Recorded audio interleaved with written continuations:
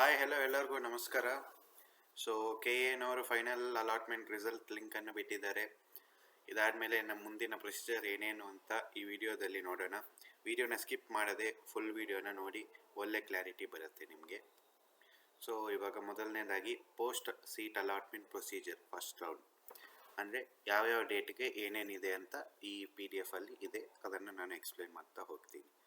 Exercising choices by the seat allotted candidates in consultation with parents ಅಂದರೆ ಇವಾಗ ನಿಮ್ಮ ಮುಂದೆ 4 ಚಾಯ್ಸ್ಗಳಿದೆ. ಈ ಚಾಯ್ಸ್ಗಳನ್ನು ಡಿಸ್ಕಸ್ ಮಾಡಿಬಿಟ್ಟು ಆಲೋಚನೆ ಮಾಡಿಬಿಟ್ಟು ಮುಂದೆ ಏನು ಮಾಡಬೇಕು ಅಂತ ಯೋಚನೆ ಮಾಡಿಬಿಟ್ಟು ಫಿಲ್ ಮಾಡಬೇಕು. ಇವಾಗ ಈ 4 ಚಾಯ್ಸಸ್ ಏನು ಅಂತ ಮುಂದಿನ PDF ಅಲ್ಲಿ ತಿಳಿಸ್ತೀನಿ. ಇವಾಗ ಯಾವತ್ತಿಂದ ಯಾವತ್ತವರೆಗೂ ಎಕ್ಸಸೈಸಿಂಗ್ ಆಫ್ ಚಾಯ್ಸಸ್ ಇದೆ ಅಂದರೆ 11 AM ಆಫ್ 31st ಅಂದರೆ ನಾಳೆ ಬೆಳಗ್ಗೆ 11 AM ಇಂದ 3ನೇ ಸೆಪ್ಟೆಂಬರ್ ರಾತ್ರಿ 12 ಗಂಟೆವರೆಗೂ ನಿಮಗೆ ಅವಕಾಶವನ್ನು ಕೊಟ್ಟಿದ್ದಾರೆ. ಅದಾದಮೇಲೆ 1 PM of 31st to 4th September 4 PM ಅಂದರೆ ಈ ಟೈಮಲ್ಲಿ ನೀವು ಸೀಟ್ ಯಾರ್ಯಾರಿಗೆ ಅಲಾಟ್ ಆಗಿದೆ ನಿಮ್ಮ ಪ್ರಿಸ್ಕ್ರೈಬ್ಡ್ ಫೀಸ್ ಅಂದರೆ ಕಾಲೇಜಿಗೆ ಎಷ್ಟು ಫೀಸ್ ಪ್ರಿಸ್ಕ್ರೈಬ್ ಆಗಿದೆ ಅಷ್ಟು ಫೀಸನ್ನು ನೀವು ಪೇ ಮಾಡಬೇಕಾಗತ್ತೆ.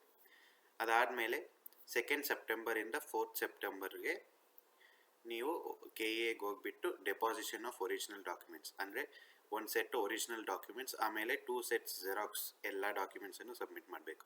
ನಿಮ್ಮ ಕ್ಯಾಟಗರಿ, ನಿಮ್ಮ ಕ್ಯಾಸ್ಟ್ ಸರ್ಟಿಫಿಕೇಟ್, ನಿಮ್ಮ ಬರ್ತ್ ಸರ್ಟಿಫಿಕೇಟ್, ನಿಮ್ಮ ಆಧಾರ್ ಕಾರ್ಡ್, ನಿಮ್ಮ ಅಲಾಟ್ಮೆಂಟ್ ಲೆಟರ್ ಎಲ್ಲ ಸಬ್ಮಿಟ್ ಮಾಡಬೇಕಾಗತ್ತೆ. ಏನೇನು ಡಾಕ್ಯುಮೆಂಟ್ಸ್ ಸಬ್ಮಿಟ್ ಮಾಡಬೇಕು ಅಂತ ನಾನು ಆಲ್ರೆಡಿ ಒಂದು ವಿಡಿಯೋ ಮಾಡಿದ್ದೀನಿ MCCಗೆ ಅಂತ. ಸೊ ಸೇಮ್ ಡಾಕ್ಯುಮೆಂಟ್ಸೇ ಇದಕ್ಕೂ ಅಪ್ಲೈ ಆಗುತ್ತೆ. ಬೇಕಾದರೆ ಆ ವಿಡಿಯೋ ಹೋಗ್ಬಿಟ್ಟು ನೋಡ್ಕೊಳ್ಳಿ. ಅದಾದಮೇಲೆ downloading of admission order only by choice 1 ಅಂದರೆ ಚಾಯ್ಸ್ 1 ಯಾರು ಸೆಲೆಕ್ಟ್ ಮಾಡ್ತಾರೋ ಅವ್ರು ಮಾತ್ರ ಡೌನ್ಲೋಡ್ ಮಾಡಿಕೊಂಡು ಡೆಪಾಸಿಷನ್ ಮಾಡೋಕ್ಕೆ 2nd ಸೆಪ್ಟೆಂಬರಿಂದ 5th ಸೆಪ್ಟೆಂಬರ್ವರೆಗೂ ಅವಕಾಶವನ್ನು ಕೊಟ್ಟಿದ್ದಾರೆ.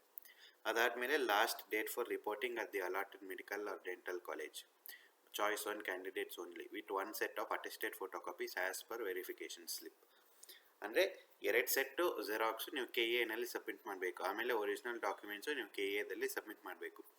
ಅದು ಬಿಟ್ಟು ಇನ್ನೊಂದು ಸೆಟ್ ಜೆರಾಕ್ಸ್ ಕಾಪಿಯನ್ನು ನಿಮ್ಮ ಅಲಾಟ್ ಆಗಿರೋ ಕಾಲೇಜಲ್ಲಿ ಸಬ್ಮಿಟ್ ಮಾಡಬೇಕಾಗತ್ತೆ. ಅದು before 5:30 PM of 5th September ಮಾಡಬೇಕಾಗತ್ತೆ. ಸೊ ಇವಾಗ ನೆಕ್ಸ್ಟು ಈ ಚಾಯ್ಸ್ 1 ಚಾಯ್ಸ್ 2 ಅಂದರೆ ಏನೇನು ಅಂತ ತಿಳಿಸ್ತೀನಿ. ಅದಕ್ಕಿಂತ ಮುಂಚೆ ಕಾಯಿಷನ್ ಡೆಪಾಸಿಟ್. ಈಗ ಕಾಷನ್ ಡೆಪಾಸಿಟ್ ಅಂದರೆ ಇವಾಗ ಚಾಯ್ಸ್ 1 ಅವ್ರಿಗೆ ಕಾಷನ್ ಡೆಪಾಸಿಟ್ ಮಾಡೋ ಕೆಲಸ ಇಲ್ಲ. ಅದಾದಮೇಲೆ ಚಾಯ್ಸ್ 2 ಅಂದರೆ ಆಲ್ರೆಡಿ ನಿಮಗೆ ಸೀಟ್ ಅಲಾಟ್ ಆಗಿ ನೀವು ಚಾಯ್ಸ್ 2 ಸೆಲೆಕ್ಟ್ ಮಾಡಿದರೆ ನೀವು ಕಾಷನ್ ಡೆಪಾಸಿಟನ್ನು ಕಟ್ಟೋ ಕೆಲಸ ಇಲ್ಲ.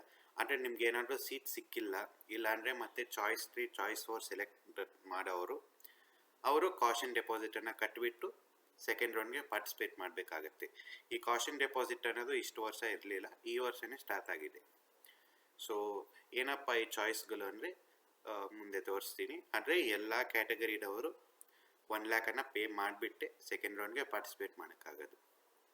ಸೊ ಎಲ್ಲ ಆನ್ಲೈನೇ ಕಟ್ಟಬೇಕು, ಆಫ್ಲೈನ್ ಎಲ್ಲೂ ಕಟ್ಟೋ ಕೆಲಸ ಇಲ್ಲ. ಸೊ ನಿಮ್ಮ ಅಕೌಂಟಲ್ಲಿ ಇಟ್ಕೋಬೇಕು 1 ಲ್ಯಾಕು ನೀವೇನಾದರೂ ಸೆಕೆಂಡ್ ರೌಂಡ್ಗೆ ಪೇ ಮಾಡಬೇಕು ಅಂದರೆ. ಇವಾಗ ಮೇನ್ ಪಾರ್ಟ್ ಬರೋದು ಚಾಯ್ಸಸ್ ಅಂದರೆ ಏನು ಅಂತ ಇವಾಗ ನೋಡ್ಕೊಂಡು ಹೋಗೋಣ. ಇವಾಗ ಫಸ್ಟು ಜನರಲ್ ಇನ್ಸ್ಟ್ರಕ್ಷನ್ಸನ್ನು ಕೊಟ್ಟಿದ್ದಾರೆ. ಅದಾದಮೇಲೆ ಚಾಯ್ಸ್ 1 ಅಂದರೆ ಏನು ಅಂತ ಇವಾಗ ನೋಡೋಣ. Choice 1 I am satisfied with the allotted seat and I am willing to report to the allotted college. Choice 1 ಅಂದರೆ ಏನಪ್ಪ ಅಂದರೆ ನಿಮಗೆ ಒಂದು ಸೀಟ್ ಸಿಕ್ಕಿದೆ, ಈ ಸೀಟು ನಿಮಗೆ ಇಷ್ಟ ಆಗಿದೆ, ಆಮೇಲೆ ಈ ಸೀಟೇ ನನಗೆ ಫೈನಲ್, ನಾನು ಮುಂದಿನ ರೌಂಡ್ಗಳಲ್ಲಿ ಪಾರ್ಟಿಸಿಪೇಟ್ ಮಾಡೋದಿಲ್ಲ, ನಾನು ಅಲಾಟ್ ಆಗಿರೋ ಕಾಲೇಜ್ಗೆ ಹೋಗ್ಬಿಟ್ಟು ಜಾಯ್ನಿಂಗ್ ಪ್ರೊಸೀಜರ್ ಮಾಡ್ಕೊತೀನಿ, ಇದಾದಮೇಲೆ ನಂದು ಇದೇ ಫೈನಲ್ ಸೀಟ್, ಇದಾದಮೇಲೆ ನಾನು KEದಿಂದ ಎಕ್ಸಿಟ್ ಆಗ್ತೀನಿ ಅಂತ. ಇವಾಗ ಏನು ಮಾಡಬೇಕು ಚಾಯ್ಸ್ 1 ಅವರು ಅಂದರೆ ನಿಮ್ಮ ಅಲಾಟ್ಮೆಂಟ್ ಲೆಟರನ್ನು ತೊಗೊಂಡು ವೆರಿಫಿಕೇಷನ್ ಸ್ಲಿಪ್ಪನ್ನು ತೊಗೊಂಡು ಡಾಕ್ಯುಮೆಂಟ್ಸ್ ತೊಗೊಂಡು KEಗೆ ಹೋಗ್ಬಿಟ್ಟು ಸೊ ನನಗೆ ಈ ಕಾಲೇಜಲ್ಲಿ ಸೀಟ್ ಸಿಕ್ಕಿದೆ ಅಂತ ನೀವು ಅಲ್ಲಿ ಹೋಗ್ಬಿಟ್ಟು ಜಾಯ್ನಿಂಗ್ ಮಾಡ್ಕೋಬೇಕು. ಅದಾದಮೇಲೆ ಇಮಿಡಿಯೇಟು ಕಾಲೇಜ್ಗೆ ಹೋಗ್ಬಿಟ್ಟು ಕಾಲೇಜಲ್ಲಿ ನೀವು 1 ಸೆಟ್ ಡಾಕ್ಯುಮೆಂಟ್ಸನ್ನು ಸಬ್ಮಿಟ್ ಮಾಡಬೇಕಾಗತ್ತೆ. ಇವಾಗ ನಾನು ಹೇಳ್ತೀನಿ ನೋಡಿ. ಇವಾಗ download or print the challan from the KE website ಅಂದರೆ ಅಲಾಟ್ಮೆಂಟ್ ಲೆಟರನ್ನು. ಅದಾದಮೇಲೆ ಪ್ರಿಸ್ಕ್ರೈಬ್ಡ್ ಫೀಯನ್ನು ಪೇ ಮಾಡಬೇಕಾಗತ್ತೆ. ಅದಾದಮೇಲೆ ನಿಮಗೆ ಕ್ಯಾಂಡಿಡೇಟ್ ಕಾಪಿ ಕೊಡ್ತಾರೆ, ಅದಾದಮೇಲೆ ಬ್ಯಾಂಕ್ ಕಾಪಿಯನ್ನು ಕೊಡ್ತಾರೆ. ಅಂದರೆ bank will return the candidate copy to the candidate by returning the KE and bank copy.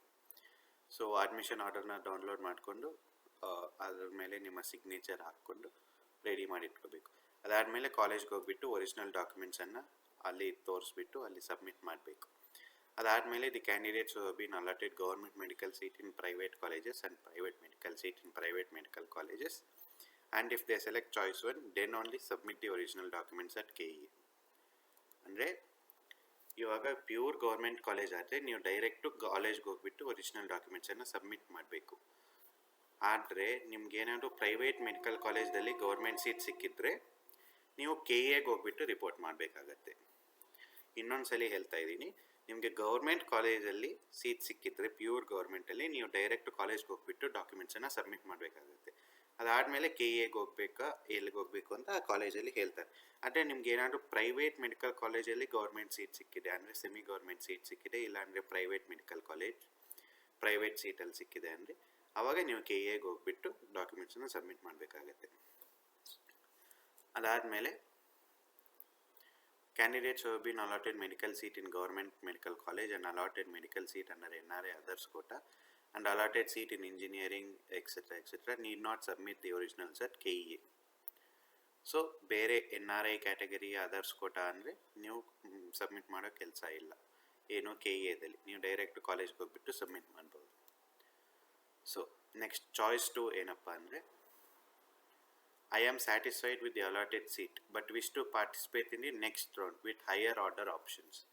ಅಂದರೆ ಇವಾಗ ನಿಮಗೆ ಸೀಟ್ ಸಿಕ್ಕಿದೆ ಆದರೆ ಸ್ವಲ್ಪ ಡಿಸ್ಸ್ಯಾಟಿಸ್ಫ್ಯಾಕ್ಷನ್ ಇದೆ. ಸೊ ನೆಕ್ಸ್ಟ್ ರೌಂಡಲ್ಲಿ ನಾನು ಟ್ರೈ ಮಾಡ್ತೀನಿ ಇನ್ನೂ ಒಳ್ಳೆ ಸೀಟ್ ಸಿಗ್ಬೋದೇನೋ ಅಂತ. ಆವಾಗ ನೀವೇನು ಮಾಡಬೇಕು ಅಂದರೆ ಆವಾಗಲೂ ನೀವು ಕಾಲೇಜ್ಗೆ ಹೋಗ್ಬಿಟ್ಟು ಫೀಸನ್ನು ಪೇ ಮಾಡಬೇಕಾಗುತ್ತೆ. ಅದಾದಮೇಲೆ ಜಾಯ್ನಿಂಗ್ ಪ್ರೊಸೀಜರ್ ಎಲ್ಲ ಮಾಡ್ಕೋಬೇಕಾಗುತ್ತೆ. ಅದಾದಮೇಲೆ ನೀವು ಸೆಕೆಂಡ್ ರೌಂಡ್ಗೆ ಪಾರ್ಟಿಸಿಪೇಟ್ ಮಾಡ್ಬೋದು. ಇವಾಗ ಫಸ್ಟ್ ಚಾಯ್ಸ್ ಎಕ್ಸಸೈಸ್ ಮಾಡಿರೋರು ಅವರು ಕಾಷನ್ ಡೆಪಾಸಿಟನ್ನ ಕಟ್ಟೋ ಕೆಲಸ ಇಲ್ಲ, ಅಂದರೆ ಎಕ್ಸ್ಟ್ರಾ 1 lakh ಇದೆಯಲ್ಲ ಅದು ಅವ್ರು ಕಟ್ಟೋ ಕೆಲಸ ಇಲ್ಲ, ಯಾಕಂದರೆ ಅವ್ರು ಸೆಕೆಂಡ್ ರೌಂಡ್ಗೆ ಕೂತ್ಕೊಳ್ಳೋದಿಲ್ಲ. ಇವಾಗ ಚಾಯ್ಸ್ 2 ಸೆಲೆಕ್ಟ್ ಮಾಡಿರೋರು ಸೆಕೆಂಡ್ ರೌಂಡ್ಗೆ ಕೂತ್ಕೊತಾರೆ కాబట్టి ಅವರು 1 lakh ಪೇ ಮಾಡಬೇಕಾಗತ್ತೆ.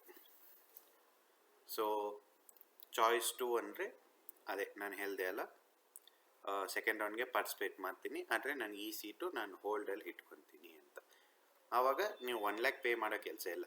ಆದರೆ ನಿಮ್ಗೆ ಏನಾದರೂ ಸೀಟ್ ಸಿಕ್ಕಿಲ್ಲ ಅಂದರೆ ಮಾತ್ರ ನೀವು 1 lakh ಪೇ ಮಾಡಿಬಿಟ್ಟು ಸೆಕೆಂಡ್ ರೌಂಡ್ಗೆ ಕೂತ್ಕೋಬೇಕಾಗತ್ತೆ. ಸೊ ಇವಾಗ ಚಾಯ್ಸ್ 2 ಅಲ್ಲಿ ನಮಗೆ ಯಾವ್ಯಾವ ಕಾಲೇಜ್ ಸಿಗ್ಬೋದು ಅಂದರೆ ಹೈಯರ್ ಆರ್ಡರ್ ಆಪ್ಷನ್ಸ್. ಅಂದರೆ ಇವಾಗ ನೀವು 180 ಮೆಡಿಕಲ್ ಕಾಲೇಜಸ್ ಸೆಲೆಕ್ಟ್ ಮಾಡಿರ್ತೀರ, ಅದರಲ್ಲಿ ನಿಮಗೆ 123rd ಕಾಲೇಜು ಅಲಾಟ್ ಆಗಿರುತ್ತೆ. ಇವಾಗ ನೀವು ಸೆಕೆಂಡ್ ರೌಂಡಲ್ಲಿ 123 180 ಇರೋ ಚಾಯ್ಸಸ್ ನೀವು ಪಾರ್ಟಿಸಿಪೇಟ್ ಮಾಡೋಕ್ಕಾಗಲ್ಲ.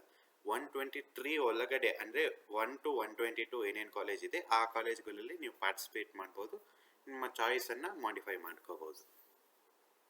ಆವಾಗ ನಿಮಗೆ ಏನಾದರೂ ಆ ಹೈಯರ್ ಆಪ್ಷನ್ ಸೀಟ್ಸ್ ನಿಮ್ಗೆ ಏನಾದರೂ ಸೆಕೆಂಡ್ ರೌಂಡಲ್ಲಿ ಅಲಾಟ್ ಆದರೆ ಆವಾಗ ನಿಮಗೆ ಫಸ್ಟ್ ರೌಂಡಲ್ಲಿ ಅಲಾಟ್ ಆಗಿರೋ ಕಾಲೇಜ್ ಆಟೋಮೆಟಿಕ್ಕಾಗಿ ಕ್ಯಾನ್ಸಲ್ ಆಗುತ್ತೆ. ಆಮೇಲೆ ನೀವು ಏನು ಫೀಸನ್ನು ಕಟ್ಟಿರ್ತೀರ ಅದು ಸಹ ರೀಫಂಡ್ ಬರುತ್ತೆ. ಸೊ ಆಮೇಲೆ ನಿಮ್ಮ ಸೆಕೆಂಡ್ ರೌಂಡ್ ಬಂದುಬಿಟ್ಟು ಇಲ್ಲ ಸರ್ ನನಗೆ ಫಸ್ಟ್ ರೌಂಡ್ ಸೀಟೇ ಚೆನ್ನಾಗಿದೆ ಅಂದರೆ ನಿಮ್ಗೆ ಆ ಚಾಯ್ಸ್ ಇರಲ್ಲ. ಸೆಕೆಂಡ್ ರೌಂಡ್ ಪಾರ್ಟಿಸಿಪೇಟ್ ಮಾಡಿದ್ಮೇಲೆ ನಿಮಗೆ ಸೆಕೆಂಡ್ ರೌಂಡಲ್ಲಿ ಅಲಾಟ್ ಆದರೆ ಅದೇ ಫೈನಲ್ ಕಾಲೇಜ್, ಅದರಲ್ಲಿ ನಿಮಗೆ ಚಾಯ್ಸ್ ಇರೋದಿಲ್ಲ. ಇಲ್ಲಿ ಕೊಟ್ಟಿದ್ದಾರೆ ನೋಡಿ, there is no choice between the earlier allotted and newly allotted seats.